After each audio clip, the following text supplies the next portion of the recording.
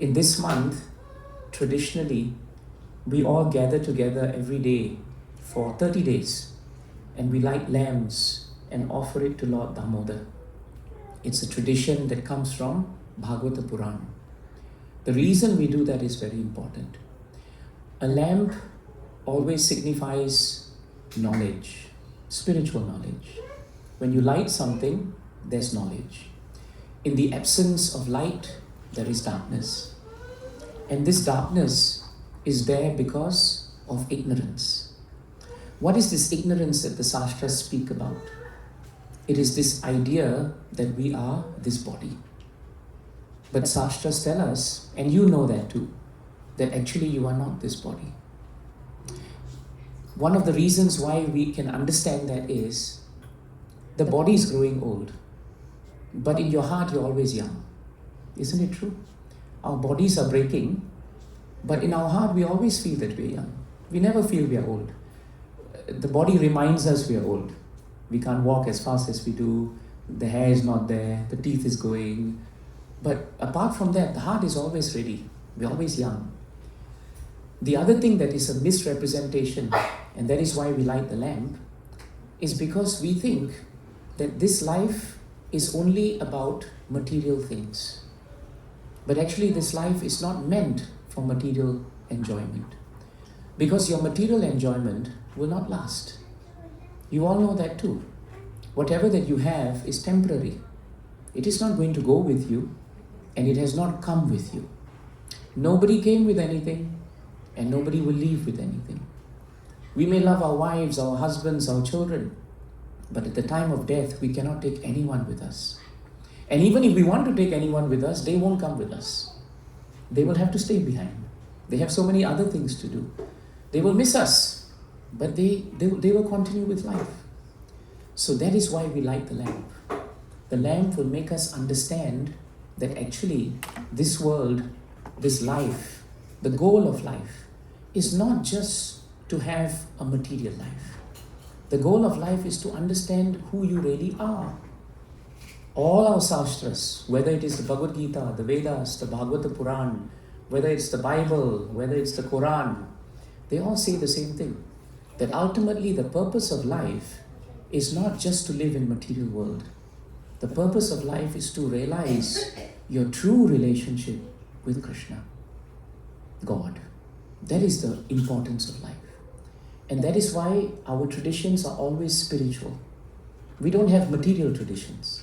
We have spiritual traditions. This particular pastime of the Lord, you see him here. We have two beautiful deities here. We see Lord Damodar as a young baby, young boy, hardly 5 or 6 years old. And he's being tied by his mother to the mota. You all have heard of this pastime as you are growing up. And this pastime is the reason why we light the lamps. Because the significance of the pastime is very important for us to remember. On the morning of Diwali day, it is stated in Shastras that Mother Yashoda woke up in the morning and she dressed herself up very nicely. Because it's Diwali, everyone dresses nicely. When she came out, she saw all her other maid servants were busy, engaged in the house because they were doing so many things for Diwali. She decided that the first thing she must do in the morning is to serve her child Krishna. Krishna was a very small boy and he was still sleeping. So she thought before he wakes up, because when children wake up, you realize half your life is gone chasing them, isn't it? Especially when they're all at this age. So you want to do things before they wake up, especially on Diwali. So she thought, let me do something for Krishna. And the most important thing to do for Krishna is to make for him butter. Because Krishna loved butter. In fact, he loved it so much that he would steal butter from all the other gopis' houses. And because he was stealing butter all the time, Mother Yashoda was afraid. Because she was thinking, if he keeps stealing butter from other people's house, that's not a good habit. And the second reason why she was worried was, why is he stealing butter from other people's house? What's wrong with my butter? I'm sure I can make good butter too. And it is stated in Bhagavatam that Mother Yashoda and Nanda Maharaj had the best cows. And the best cows ate the best grass. And they produced the best milk.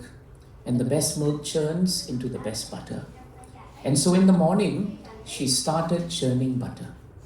As she started churning butter, She was not feeling the labor that came with churning. You know, sometimes when you do something out of love for someone in this material world, no matter how much difficulty you put yourself through, still you don't feel the pain. You don't feel the difficulty because of your love for them, isn't it? Mothers, you know how you feel when you do it for the children. It puts you in inconvenience, but you do it anyway.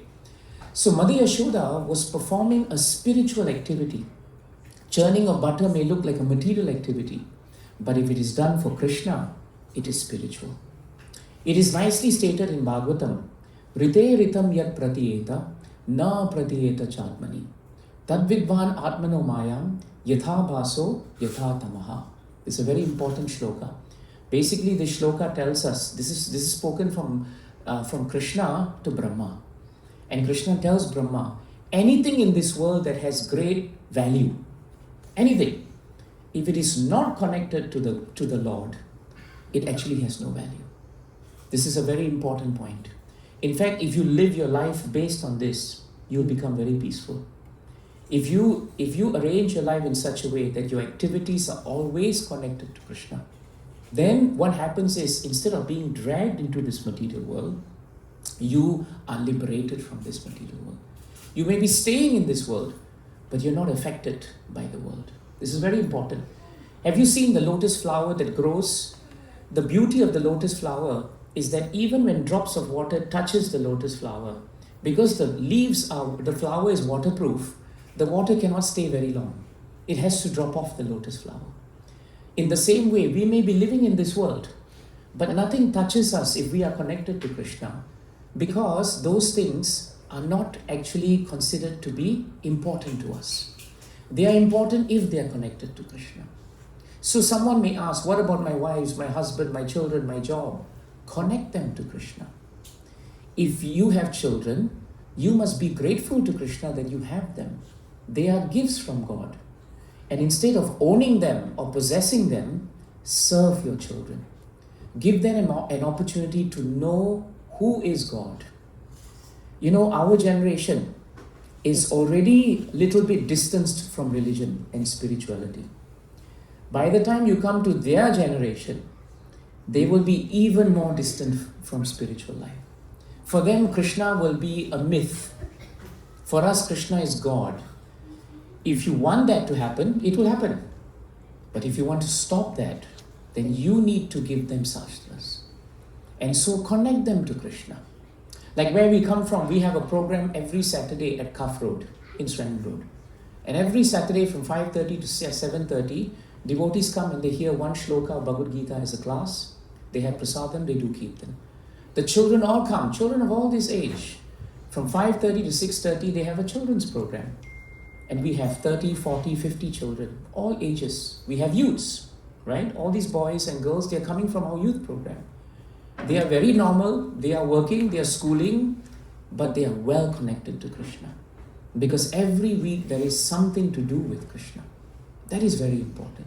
So Mother Yashoda was churning butter, but she was connected to Krishna. And that's why she didn't feel the labor. And so while she was chanting and remembering Krishna as she was churning butter, Krishna came out. And he indicated to her that he was hungry. So she stopped the churning of butter and she fed him milk. As she was feeding him milk, she had put a pot of milk on a stove in her kitchen. And that pot was threatening to boil over. So Mother Yashoda was in a bit of a dilemma. Do I save the milk and put Krishna down? Or do I continue to feed Krishna and let the milk go? But the milk was meant for Krishna. So she thought, let me put Krishna down for a while. And she ran into the kitchen. Now when she ran into the kitchen, Krishna was left on the floor and he was half fed. And you all know when children are not fully fed, they're not very happy. So Krishna became upset with his mother. He thought, why should Mother Yashoda put me down? So when you get upset with someone, especially as children, you notice children will counteract. They'll either throw something at you or they get angry with you. They throw a tantrum, isn't it? And Krishna threw a tantrum also. He decided, let me teach my mother something. And so he took a stone and he broke the pot that she was churning butter in, and all the butter flowed out. Krishna was very happy because he loved butter, and he started eating the butter. But now he knew he was in trouble. I'm sure the children feel that way when they are in trouble. They do something They get into trouble, but they know they're going to be in trouble. Krishna knew he was going to be in trouble. So he decided, better I run away. So he ran away into the house. Mother Yashoda came out and she saw that Krishna was not there, but she saw all the butter had spilt. So she knew now Krishna had escaped. She also knew Krishna had run away from her because Krishna's footprints were actually on the floor. Because his footprints had touched the butter, and as he ran, one could follow the footprints actually.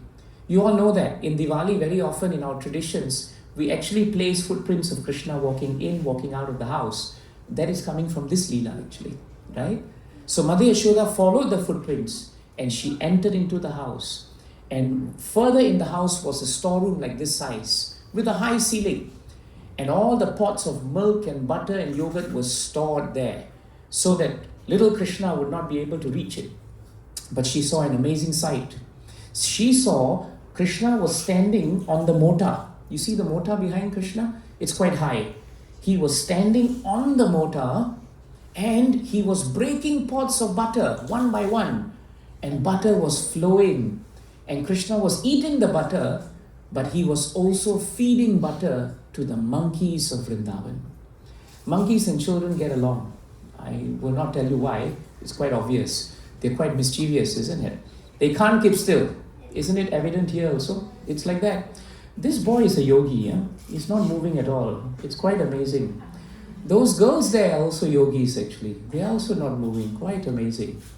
Right? This one is very normal. She's moving all the time. So that's fine. And he's, or her, I don't know which one it is. It's a he, right? Okay.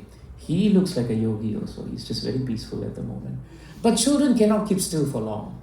And so Krishna was not still. And the monkeys were not still. And they were having a good time. They were feeding each other all the time. Mother Yashoda thought, this is a very, very mischievous act of Krishna. And today, I must punish him. Because if he continues this way, he will grow up to be a very ill-behaved child. You know, sometimes as mothers, we are very particular that our children grow up and behave themselves. And sometimes we have to be strict, isn't it? So Mother Yashoda had taken a stick and she had brought the stick because she wanted to discipline Krishna. Sometimes you may not use the stick actually, but when children see the stick, they start behaving well because they know something is going to happen. So the monkeys did not see Mother Yashoda, neither did Krishna, and they were feeding each other. But Shastras tell us this act of feeding each other has actually a very deep significance. In the time when, in Treta Yuga, when Krishna came as Lord Rama, Ramchandra, these monkeys, they took birth as the Vanaras. They were the ones who were Angada, Sugriva, Hanumanji. They were considered to be very powerful, but they were great devotees of the Lord. And they served Lord Ram, right, in Treta Yuga in Ramayana. And when he had killed Ravana and saved Mother Sita, he was so pleased with the monkeys, the Vanaras, that he he requested them, ask me of anything you want and I will give you. I will give you riches, I will give you, all opulence that you want. Anything material you can ask. But the Vanaras did not ask for anything material. This is a very important point. We can ask for something material from Krishna. Krishna, please give me more houses, more cars, more nice friends and everything. But we don't realize that whatever we are asking which is material will actually have to leave us. It comes in your right hand, it will leave in your left hand. It won't stay with you. So it is stated in Shastras that it is not very intelligent for someone to ask for something material from Krishna. It is not very intelligent. In fact, a person of intelligence will not ask for material things because material things come out of their own way. According to your karma, you will get what you are going to get. If your quota is 50, you can stand upside down on your head for 10,000 years. You still get 50. You won't get 49. You will not get 51. So what is the point of asking for that which is already allotted to you? It's pointless. So the Vanaras were very intelligent. They said, my Lord, why ask for something material? They will leave us anyway. Instead, ask for something which is spiritual. Bhakti. That is what they wanted. Because bhakti's happiness is something which is permanent. It never leaves you. Bhakti brings you peace. Bhakti brings you true happiness. Anything in the world can go upside down. But if you have bhakti and connection with Krishna, Krishna will give you the strength to face these difficulties. He will give you the strength. So the Vanaras said, when you come back as Krishna, let us come back to serve you again. That is what we want. And so Lord Ram said, so be it. I promise you that when I come back to this world, I will remember you and you will come back. And you can serve me, but I will also serve you. And so when Krishna came to Vrindavan, all the Vanaras came with him as the little monkeys. And when Krishna was feeding them and they were feeding him, Krishna was fulfilling his promise to them. The promise that he made 1 yuga ago, which is hundreds and hundreds of thousands of years ago, which is a very important point. We make promises, but sometimes we forget them. Krishna makes promises, but he always keeps them. So if you make a promise to Krishna, Krishna will remember your promise. But if Krishna promises you something, he will always remember. He will always deliver. That is Krishna. And Krishna proved it in this pastime. So he fulfilled the desire of the monkeys. And therefore he can fulfill our desires at any point of time. The only important thing is, are we putting enough endeavor? Are we investing time in Krishna? That's the question we must ask, right? It's a question for all of us actually.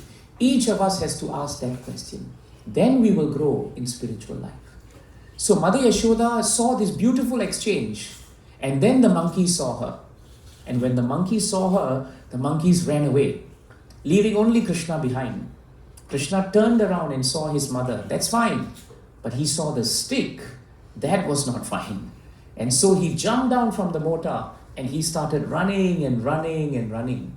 Mother Yashoda thought, look at these children. As mothers would think, if they run, you can catch them. They're not very fast. They may be fast for a while, but you catch them. But Krishna is not an ordinary child. Krishna is Swayam Bhagavan. Krishna is Govindam Adi Purusham. Krishna is Purushottama. He is the Supreme Personality of Godhead. Yogis are trying to catch Krishna, but they cannot. Jnanis are trying to catch Krishna, but they cannot. Even demons like Kamsa, Kalayavana, Jarasan, they were trying to catch Krishna, but they could not. How then can Mother Yashoda catch Krishna? But Mother Yashoda started running after Krishna because she thought, I need to catch Krishna. And she ran and ran. And the moment she thought she was going to catch him, Krishna was 2 feet ahead. The moment she tried catching him again, he was 2 feet ahead. And after a while, Mother Yashoda became tired. And when she became tired, she surrendered. She said, Krishna, I thought I could catch you, but I realize now I can't. So I'm surrendered to you. Please allow me to catch you. And when Krishna heard that prayer of Mother Yashoda, he allowed himself to be caught. So Krishna can be bound. He can be caught, but by love. Not by force, not by demand, but by love. And so Mother Yashoda actually caught Krishna, something nobody can do. And when she caught Krishna, Krishna became fearful of Mother Yashoda. Another amazing thing. Why is it amazing? It is stated in Shastras that the wind is blowing out of fear of God. The fires are burning out of fear of God. The sun is shining out of fear of God. And yet God, Krishna, is fearful of an ordinary mother like Yashoda.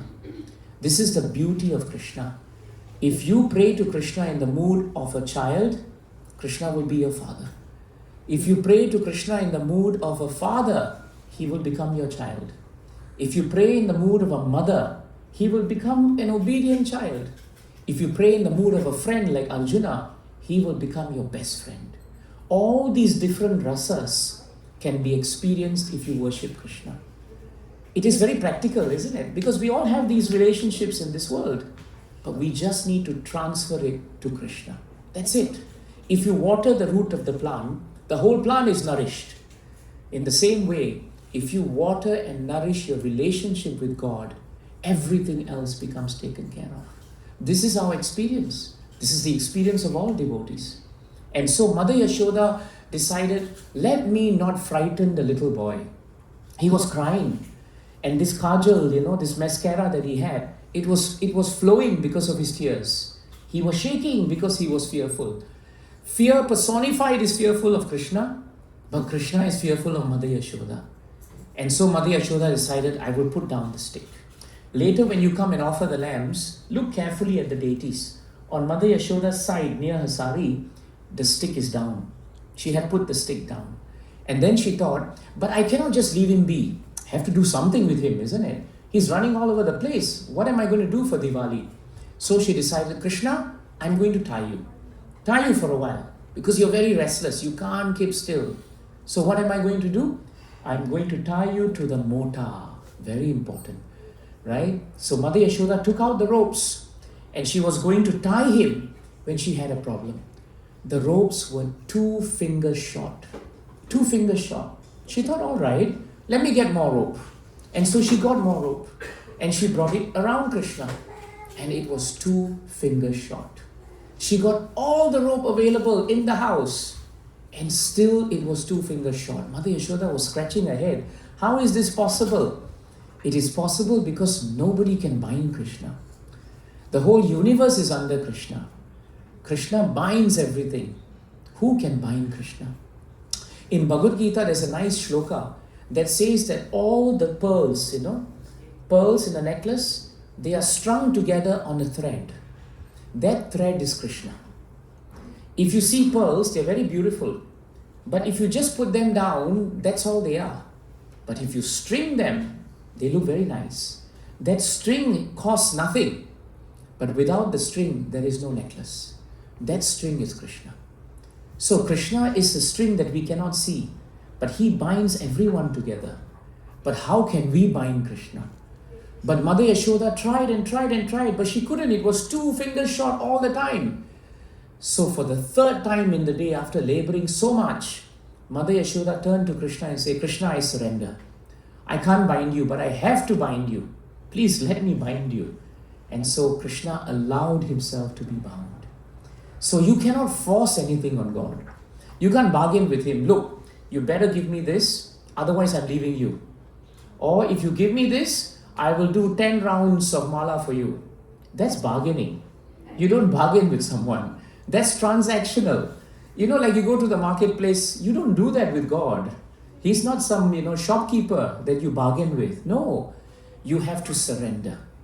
You have to give everything. What is surrender in Sanskrit? Sharanam. Sharanam means to surrender. But who do you surrender to? One who is worthy of taking shelter. That is in Sanskrit known as Sharanyam. So Sharanam, Sharanyam. And you can only surrender to Krishna because he is worthy of shelter. He is worthy of shelter. So finally when Mother Yashoda surrendered, Krishna allowed himself to be bound. And she tied him to the rope. And when she tied him, she decided, now my work is done. And I'm going to go and do whatever I have to do on Diwali. But her work was done, but Krishna's work was not done. Krishna thought to himself, now Mother Yashoda is very happy. And I'm happy for her. But I have one thing else to do. And he decided to start crawling. As he crawled, the mota, which was vertical, turned horizontal.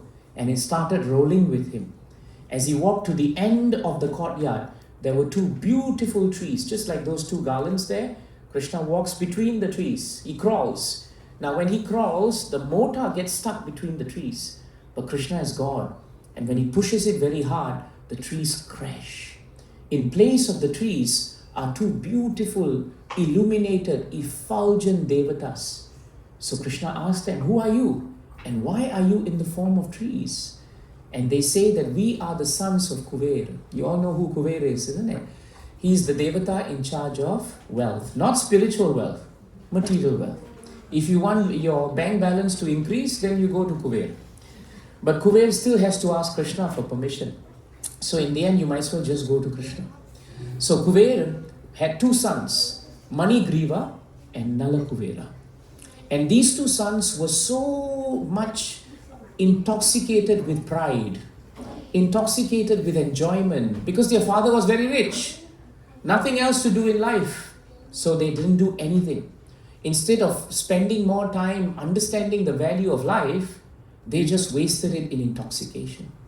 One day they were in the Mandakini river near Mount Kailash, and there they were bathing without clothes, and they were drunk. At that point of time, the great devotee Narada Muni passed by.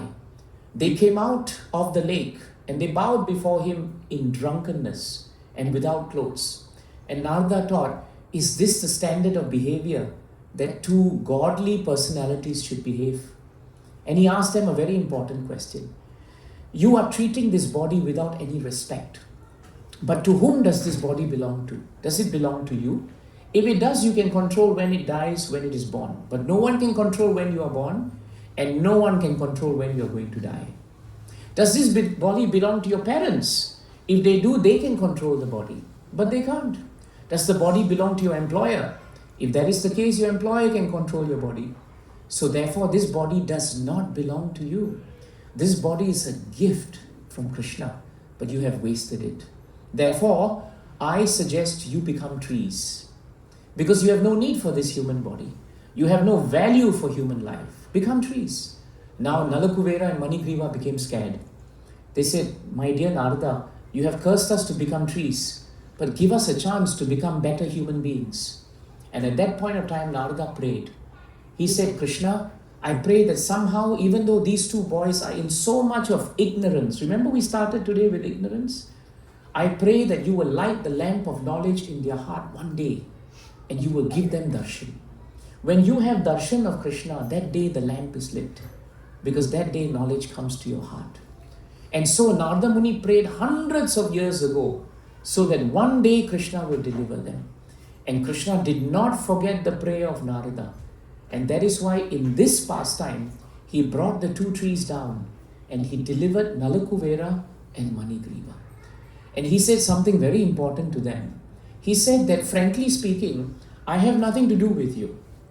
But because my dear devotee Narada prayed for your well-being, it becomes my duty to deliver you. This is a very important concept in bhakti. We may not be very advanced, but if we serve those who are advanced, if we turn to those who are advanced, if we seek guidance from those who are advanced, they are dear to Krishna, they can pray for us on our behalf. You know, sometimes you turn to your parents, isn't it? And you say, pray for us, we are in difficulty. Why do you do that?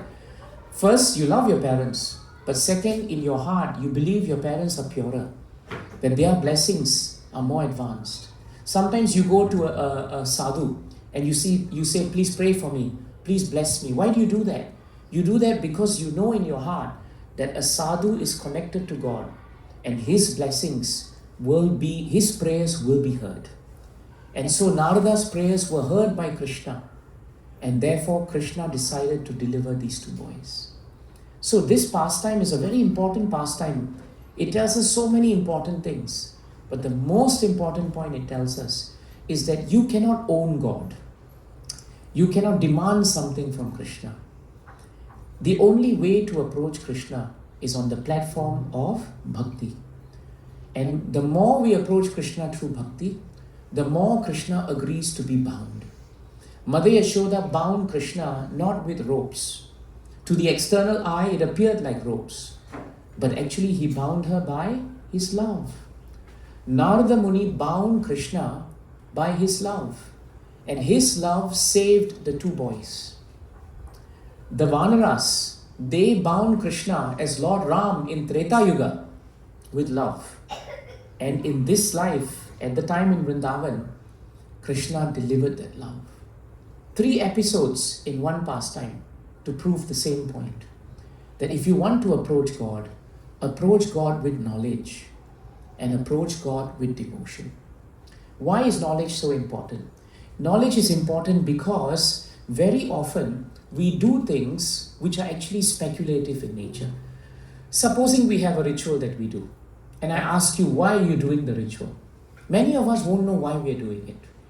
And then on top of that, if we ask you why you do it and you tell us why you do it, if we ask you, is this ritual authorized?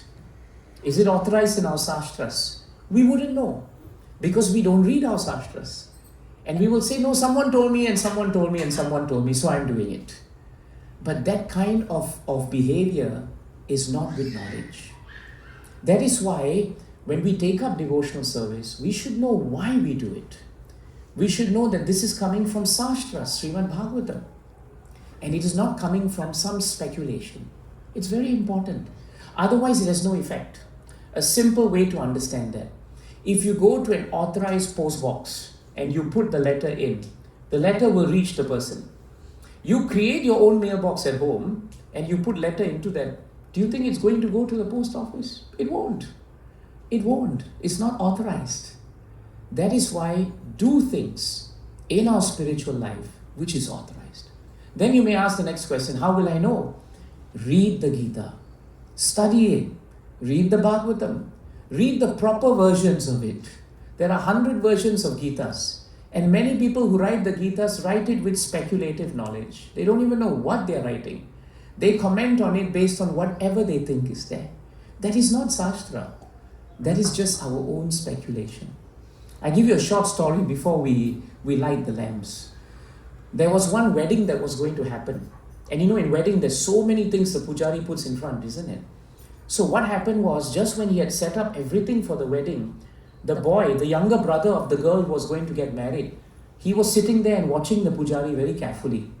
And then right at the end, just before everything was going to start, a cat got into the room and started running everywhere and threatened to destroy everything. So what happened was, the pujari was very smart. He took a basket and quickly put it over the cat and put it on the side so that the cat became still. Then he conducted the marriage. Years later, it was the turn of the younger brother to get married. And he sat down. As he sat down, he saw everything was ready. But he just turned to the pujari and said, you forgot one very important item. Where is the cat and where's the basket? That should be there actually. Because he thought that was part of the tradition. But it was not. It was just meant for a specific purpose. It had no bearing on the tradition. This is what is happening with us. Every year someone invents something and some addition to something is there. And in the end, we don't know what is correct and what is not correct. Very important. Please give this to the younger generation. They are going to ask you, why do we light the lamp? And if you tell them, don't ask so many questions, just light it. They will light it. But there is no bhakti in the heart because there's no understanding. So you see the connection between knowledge and bhakti? Very, very important. Jai Grantaraj Srimad Bhagavatam ki. Jai Srila Prabhupada ki.